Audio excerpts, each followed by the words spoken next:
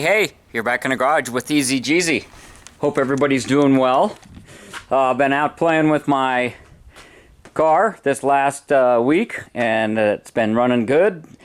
Went up, did a little trail riding, and got back home, and I had a little package waiting for me on my doorstep. Yeah, this is a axial honcho. It's a entry-level trail crawler. And when I ordered it about a week ago, I bought these beadlock wheels for a couple of reasons.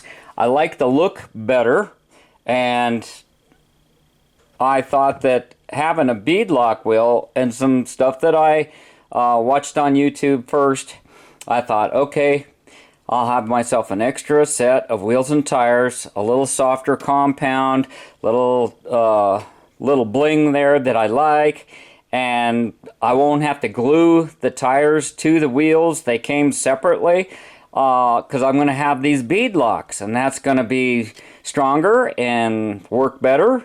And boy, oh boy, I couldn't have been more wrong. I know why they come in packaged separately.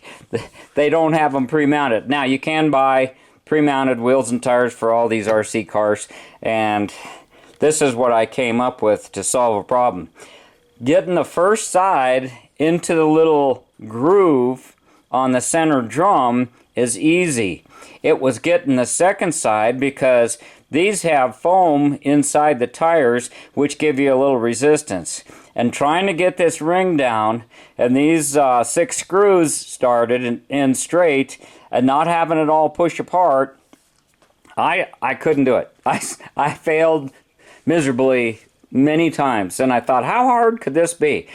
I can't find a fixture or anything, anybody talking about it. And then a lot of times, if you get the tire on there a little bit crooked, then you have a wobble. And these stock tires have a wobble, and that irritates me, because the idea is to run around and follow this thing. So what I did is I came up with this idea to make a fixture. There's the rim, and there's the groove.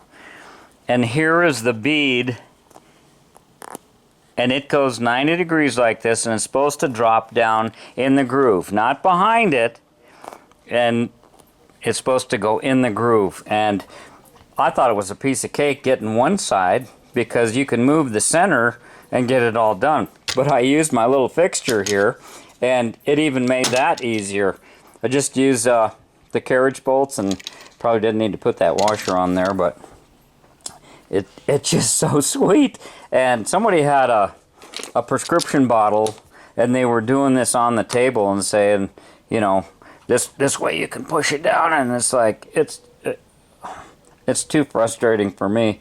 This was really easy, and this was just some 3/8 plywood I had laying around, and I had a 2.5-inch hole saw, and then I had about these carriage bolts, because they had threads all the way down, and they were 3 inches long. And then I used the wing nuts so that I could ease them down, and you can just guide that thing in there so sweet. And it gets the tire mounted to the rim nice. Some of you folks that know my channel are saying, TheEZGZ, Greg, what are you thinking? You've got all these Volkswagen parts, you've got this garage, you've got all these unfinished projects sitting around. You say you want to clean up your garage, and you start messing around with RC cars? What is the matter with you? Well, it's like this. I have 7 grandchildren and 3 great-grandchildren, and they never want to come to Grandpa's house.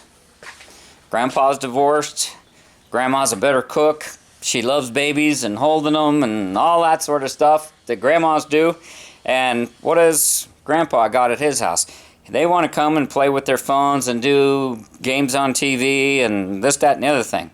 So it falls right in line with my hobby. As a matter of fact, if you are thinking about getting into the Volkswagen hobby and don't get the disease like I have, and it's taken me 30 years to create this mess, and I've got my Manx style buggy in that trailer out there, and all of them are running. And it's just been COVID and a lot of parks closed and things like that I haven't had them out in a couple of years, unless they're street legal. You know, this one is not, and so I haven't had it out till this past weekend, and I like to play with them. And my son asked me to send his old RC parts to him. He had a birthday coming up about a month ago, so I thought I'm going to surprise him with a remote control car. And they were doing that Facebook watch, and I was watching them play with it, and my grandson running around the yard, and they were having a wonderful time. And I thought, you know, that does look kind of a lot of fun. And it's something that I could take with me to the sand dunes or out in the dirt. And if my car breaks or it's hot in the middle of the day or whatever, break out the little RC car. I'm on my first battery on this. I have learned so much about these things. And to tell you, you're just that. You're on the learning curve, as with everything, and it's somewhat painful. But you've got oil-filled shocks, you got adjustable suspension. You can get every component that's here is on a car. So and in my tradition, you notice that sticker here says Volkswagen air-cooled power. I'm not too far off because these are air-cooled as well. This thing has a built-in little cooling fan. You can see the fins right there in the motor to turn it. You get, I already, in the TheEZGZ tradition of things, I started off with the wheels and tires, and I got this Holmes 16-turn brushed motor to replace the 35-turn one that's in there. And what that actually means is that there's more poles. There's 5 poles instead of 3 poles, and it just gives you the ability to drive it a little bit slower. So yeah, you have to have a little bit smaller tools. You're dealing with these little cap screws here that are, you know, you're looking at 1.5 and 2 millimeter, and it's a lot smaller stuff. You've got your drive shafts. If you look at the suspension components here, you got a front and rear differential. Sometimes they use a transfer case in the middle. They have a little slipper clutch in there. All this stuff can be tuned and adjusted. And this particular one, I was going to the site to look for parts for my son's car, and they had a Father's Day special. This was $90 off, and I couldn't help myself, guys. I just couldn't help myself. And my grandson were walking around in their yard going through little courses and stuff, and I thought, that is so cute. And when they come to visit, they'll have something to do at Grandpa's. So that's my story, and I'm sticking to it.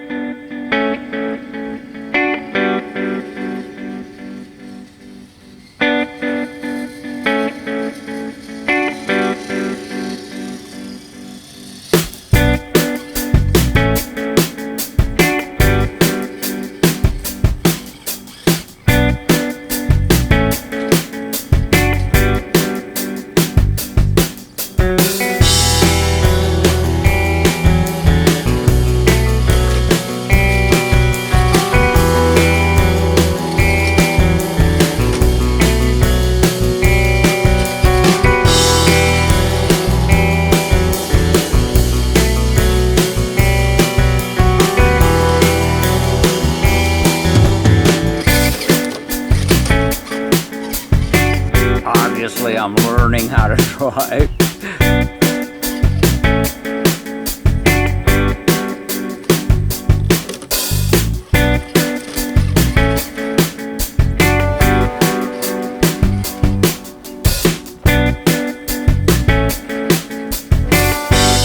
Look at the articulation in those.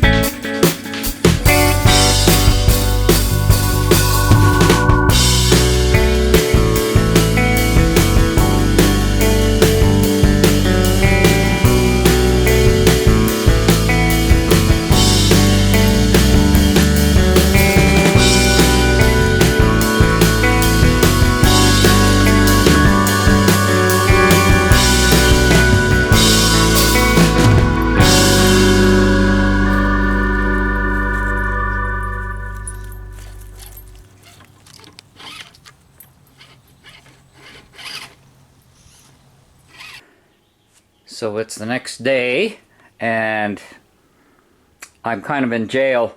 I'm waiting, expecting a package, and I already got two attempts to deliver. It says signature required. I did not request that. I never would.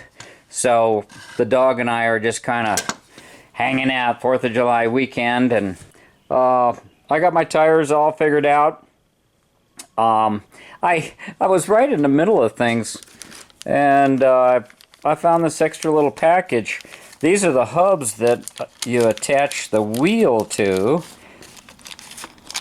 All these little pieces and little screws and bolts. And there was some that were 1/4 inch wider. So just like real cars, if you look at a 4-wheel drive truck, if you're following it, you'll see that the front tires look like they're wider than the rear. So this gave me an extra overall 1/2 inch of width, and in a scale roll, it does make a difference. I noticed right off the bat the plastic stock shocks were dripping a little oil. It was getting a little damp at the bottom, and I kind of expected that, but I thought, you know, 90% of the shocks in the world have the shock absorber on the bottom and the rod is up on top. Now, why they do that? You know, you always hear them talking about unsprung weight. Well, in these little rock crawlers, you hear them talking about adding weight. They add a lot of brass. They put little wheel weights inside. There's all sorts of things they do to lower the center of gravity.